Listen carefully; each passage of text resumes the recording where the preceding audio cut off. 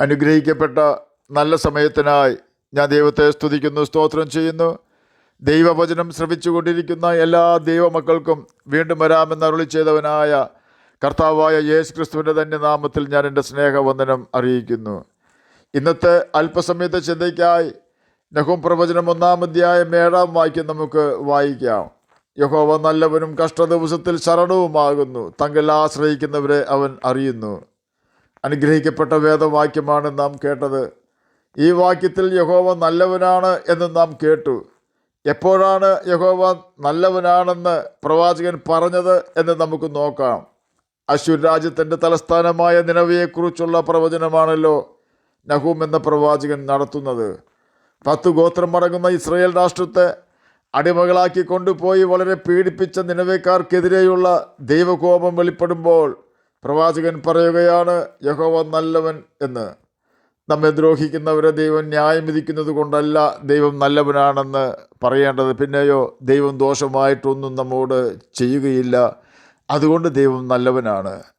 നാം നടക്കേണ്ടുന്ന വഴി അവൻ നമുക്ക് കാണിച്ചു തരും. ആ വഴിയിൽ കൂടി നാം നടക്കുകയാണെങ്കിൽ നിശ്ചയമായും നാം ലക്ഷ്യത്തിൽ എത്തിച്ചേരും. കർത്താവിൻ്റെ വഴിയിൽ വചനം അനുസരിച്ചുകൊണ്ട് നാം ജീവിച്ചാൽ എല്ലാ മേഖലയിലും കർത്താവ് നമുക്ക് സംരക്ഷണ വലയം തീർക്കും. ആ യാഥാർത്ഥ്യം ഇയ്യോബിൻ്റെ പുസ്തകത്തിൽ നമുക്ക് കാണുവാൻ കഴിയും. സാത്താൻ ദൈവത്തോട് പറയുകയാണ്, നീ ഇയ്യോബിന് ചുറ്റും വേലി കെട്ടിയിരിക്കുന്നു എന്ന്. വേലിക്ക് പകരം മതിലായിരുന്നെങ്കിൽ ശത്രുവിനെ നമുക്ക് കാണുവാൻ കഴിയുമായിരുന്നില്ല. എന്നാൽ ദൈവം നമുക്ക് ചുറ്റും വേലിയാണ് കെട്ടിയിരിക്കുന്നത്. മേഘം ഇസ്രായേൽ മക്കളുടെ തലയ്ക്ക് മുകളിലുള്ളപ്പോൾ അവർക്ക് ദാഹിക്കുകയില്ല. എന്നാൽ മേഘത്തിന് കീഴിൽ നിന്നും പുറത്തു കിടക്കുന്നവർക്ക് നന്നായി ദാഹിക്കും എന്നതുപോലെ ദൈവം കെട്ടിയിട്ടുള്ള വേലിക്കെട്ടിനുള്ളിൽ വസിച്ചാൽ അവിടെ നമുക്ക് സംരക്ഷണം ഉറപ്പാണ്. ദൈവം നമുക്ക് കെട്ടിയിരിക്കുന്ന വേലിക്കെട്ടാണ് ന്യായപ്രമാണം. നാം ന്യായപ്രമാണം അനുസരിക്കുന്ന പക്ഷം നമുക്ക് സംരക്ഷണം ഒരുക്കുവാൻ ദൈവം ദൂതന്മാരെ ഏൽപ്പിക്കും. ഒരു ദിവസം ഞാൻ രാവിലെ നടക്കുവാൻ പോയപ്പോൾ 2 നാടൻ പട്ടികൾ എൻ്റെ നേരെ ഓടി വരുന്നത് കണ്ടു. അല്പം മുൻകരുതൽ ഞാൻ എടുത്തിട്ടുണ്ടായിരുന്നു. എൻ്റെ അടുത്തെത്തിയ 2 പട്ടികളും സഡൻ ബ്രേക്ക് ചെയ്ത് നിന്നു. ഞാൻ ചിന്തിച്ചു, എൻ്റെ നേരെയാണ് പട്ടികൾ ഓടി വരുന്നതെന്ന്. എന്നാൽ ഓട്ടം നിർത്തിയ പട്ടികൾ നോക്കുന്നത് എന്നെയല്ല എന്ന് എനിക്ക് മനസ്സിലായി. ഞാൻ പുറകോട്ട് പട്ടികൾ നോക്കുന്നിടത്തേക്ക് നോക്കിയപ്പോൾ പൊക്കം കുറഞ്ഞ ഇനത്തിൽപ്പെട്ട ഒരു പട്ടി നടന്നു നീങ്ങുന്നത് കണ്ടു. ആ പട്ടിയെ കടിച്ചു കുടയുന്നതിന് വേണ്ടിയാണ് 2 പട്ടികൾ ഓടി വന്നത്. എന്നാൽ ഇടയ്ക്ക് വെച്ച് 2 പട്ടികളും ഓട്ടം നിർത്തിയതിന് കാരണം എന്താണെന്ന് ചിന്തിച്ച് ഞാനും പട്ടികൾ നോക്കുന്ന ദിശയിലേക്ക് നോക്കിയപ്പോൾ കൊച്ചു പട്ടിയുടെ കഴുത്തിൽ നിന്നും ഒരു ചങ്ങല ബലിഷ്ഠനായ ഒരാളുടെ കയ്യിലേക്ക് പോയിരുന്നു. തന്നെയുമല്ല, അരോഗ ദൃഢഗാത്രനായ ആ മനുഷ്യൻ്റെ കയ്യിൽ സാമാന്യം ബലമുള്ള ഒരു വടിയും ഈ പട്ടികൾ കണ്ടു. ബുദ്ധിയുള്ള പട്ടികൾ അവരുടെ ഉദ്യമത്തിൽ നിന്നും പിന്തിരിയുവാൻ മുഖാന്തരമായി തീർന്നത് ആ പട്ടികളുടെ മുന്നിൽ യാത്ര ചെയ്തിരുന്ന കൊച്ചു പട്ടിയുടെ കഴുത്തിലെ ചങ്ങലയും അതിൻ്റെ യജമാനനും യജമാനൻ്റെ കയ്യിലെ വടിയുമായിരുന്നു. കണ്ട ഒരു സംഭവം ഞാനിവിടെ പ്രസ്താവിച്ചു എന്നേ ഉള്ളൂ. അതിൽ നിന്നും ദൈവം എനിക്ക് തന്ന സന്ദേശം എന്തെന്നാൽ, ദൈവത്തിൻ്റെ പ്രമാണം ഒരു ചങ്ങലയായി സങ്കല്പിക്കാമെങ്കിൽ നാം പ്രമാണം അനുസരിക്കുമ്പോൾ പ്രമാണത്താൽ നമ്മെ ദൈവം ബന്ധിക്കുന്നു. പിന്നെ നമുക്ക് പ്രമാണം അനുവദിക്കുന്ന മേഖലകളിൽ മാത്രമേ പോകുവാൻ കഴിയൂ. ആ മേഖലകളിൽ നമ്മുടെ യജമാനൻ ചങ്ങലയും പിടിച്ച് നമ്മോട് കൂടെ ഉണ്ടാകും. ഒരിക്കലും ഒരു ശത്രുവിനെയും നമുക്ക് പേടിക്കേണ്ടി വരികയില്ല. കാരണം ശത്രുവിനെ ദൈവത്തെ കാണുവാൻ കഴിയും.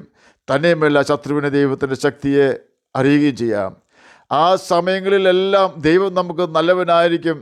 എന്നാൽ നാം പ്രമാണം ലംഘിച്ച് നമുക്ക് ബോധിച്ച വഴിയിൽ നടക്കുമ്പോൾ ശത്രു നമ്മെ പിടികൂടുന്നു. നമുക്ക് പ്രതികൂലങ്ങളും പ്രശ്നങ്ങളും വന്നു കൂടുന്നു. നാം ഓർക്കണം, ആ സമയത്തും ദൈവം നല്ലവനായി തുടരുന്നു. കാരണം ദൈവത്തിൻ്റെ കുഴപ്പം കൊണ്ടല്ല നമ്മുടെ ജീവിതത്തിൽ പ്രതിസന്ധി വന്നത്.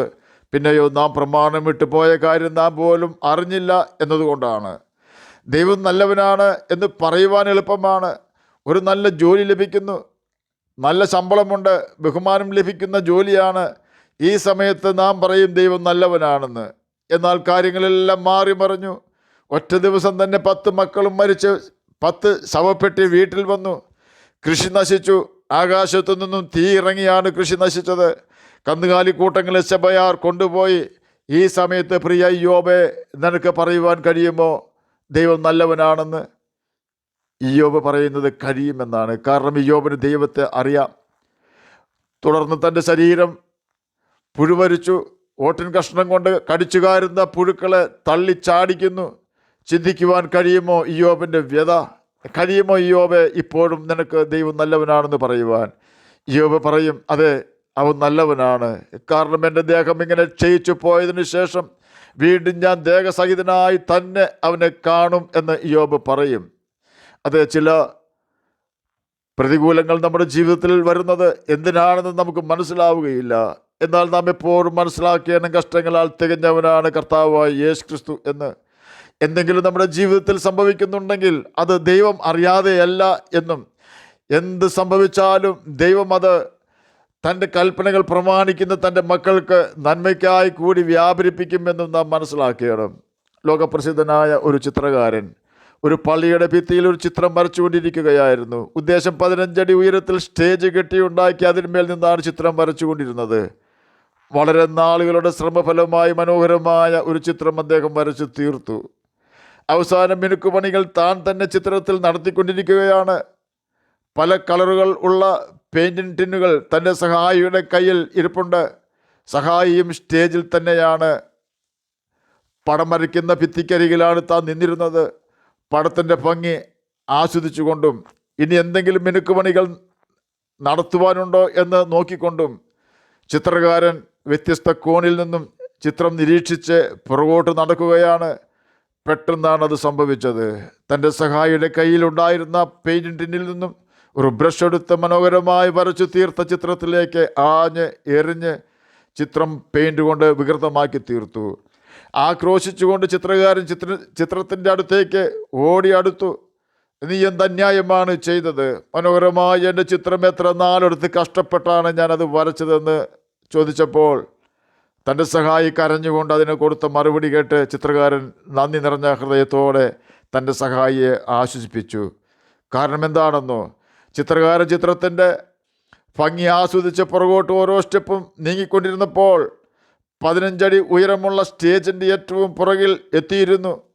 അദ്ദേഹം അടുത്ത സ്റ്റെപ്പും പുറകോട്ടെടുത്തു വയ്ക്കുവാൻ തൻ്റെ കാല് ചലിപ്പിച്ചു കൊണ്ടിരുന്നപ്പോഴായിരുന്നു ചിത്രത്തിലേക്ക് പെയിൻറ്റിൻ്റെ ബ്രഷ് എറിഞ്ഞത്. പുറകോട്ട് വയ്ക്കുവാൻ തുടങ്ങിയ കാല് മുന്നോട്ട് വെച്ച് ചിത്രകാരൻ ചിത്രത്തിൻ്റെ അടുത്തേക്ക് ഓടിയില്ലായിരുന്നുവെങ്കിൽ ചിത്രകാരൻ പുറകോട്ട് കാല് വയ്ക്കുകയും ആ സ്ഥാനത്ത് സ്റ്റേജ് ഇല്ലാത്തതിനാൽ 15 അടി ഉയരത്തിൽ നിന്നും പുറകോട്ട് മറിഞ്ഞു വീണ് മരണം വരെ സംഭവിക്കുകയും ചെയ്യുമായിരുന്നു. തൻ്റെ സഹായി പറഞ്ഞത് ഇപ്രകാരമാണ്: ചിത്രം പോയാൽ അങ്ങയ്ക്ക് വീണ്ടും ചിത്രം വരയ്ക്കാം, എന്നാൽ അങ്ങ് പോയാൽ അതെനിക്ക് തീരാ നഷ്ടമായിരിക്കും. ഇത് തന്നെയാണ് നമ്മുടെ കർത്താവിന് ചിലപ്പോഴെങ്കിലും നമ്മോട് പറയുവാനുള്ളത്. നല്ലതെന്ന് നമുക്ക് തോന്നുന്ന ചില മേഖലകളിലേക്ക് നാം കടന്നു പോകുമ്പോൾ നമ്മുടെ ആത്മീയ ജീവൻ നഷ്ടപ്പെടുവാൻ സാധ്യതയുള്ള കെണികൾ അവിടെ ഉണ്ടെങ്കിൽ സാത്താൻ്റെ കെണിയിൽ നാം അകപ്പെട്ട് ദൈവത്തിന് നമ്മെ എന്നേക്കുമായി നഷ്ടമാകാതിരിക്കുവാൻ, നാം നിത്യനരകത്തിൽ വീഴാതിരിക്കുവാൻ ചിലപ്പോൾ ചില പ്രതിസന്ധികൾ ദൈവം മനസ്സോടെ അല്ലെങ്കിലും നമ്മുടെ ജീവിതത്തിൽ അനുവദിക്കുന്നു. ആ സമയത്തും നാം പറയണം, യഹോവ നല്ലവൻ എന്ന്. അത് ആശ്രയിക്കുവാൻ കൊള്ളാകുന്നവനാണ് കർത്താവായ യേശു ക്രിസ്തു. കഷ്ടത നമ്മുടെ ജീവിതത്തിൽ വന്നാലും നാം ഓർക്കണം, കഷ്ടങ്ങളിൽ അവൻ തികഞ്ഞവനാണ് എന്ന്. കഷ്ടങ്ങൾ നമ്മുടെ ജീവിതത്തിൽ വരുമ്പോൾ നാം ഓർക്കണം, അവൻ കഷ്ടകാലത്ത് നമ്മോട് കൂടെ ഇരിക്കുന്നവനാണെന്ന്. സ്നേഹിതന്മാരെല്ലാം നമ്മെ കൈവിട്ടാലും ഒരു നാളും നമ്മെ കൈവിടുകയില്ല, ഉപേക്ഷിക്കുകയുമില്ല എന്ന് അരുളി ചെയ്തവനാണ് കർത്താവായ യേശു ക്രിസ്തു. അവൻ നല്ലവനാണ്, കഷ്ടങ്ങളിൽ ഏറ്റവും അടുത്ത തുണയാണ്. അവൻ്റെ ദയ അഥവാ സ്നേഹം എന്നേക്കും ഉള്ളതാണ്. അവൻ്റെ വിശ്വസ്തത തലമുറയായി നമ്മെ പിന്തുടരുന്നതാണ്. ആകയാൽ നമുക്ക് അവൻ്റെ കൽപ്പനകൾ പ്രമാണിച്ചുകൊണ്ട് നിത്യജീവൻ അവകാശികളായി തീരാം. അതിന് കർത്താവ് നമ്മെ സഹായിക്കട്ടെ എന്ന് പ്രാർത്ഥിച്ചുകൊണ്ട് ഞാൻ എൻ്റെ വാക്കുകളിൽ നിന്ന് വിരമിക്കുന്നു. നമുക്ക് പ്രാർത്ഥിക്കാം.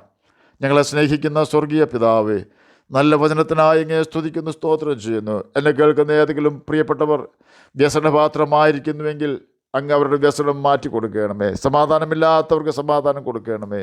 രോഗത്താൽ ഭാരപ്പെടുന്നവർക്ക് രോഗസൗഖ്യം കൊടുക്കണമേ. പ്രാർത്ഥന കേട്ടതിനായി സ്തോത്രം, യേശുവിൻ്റെ നാമത്തിൽ തന്നെ ആമേൻ. കർത്താവ് എല്ലാവരെയും അനുഗ്രഹിക്കട്ടെ. സ്തോത്രം.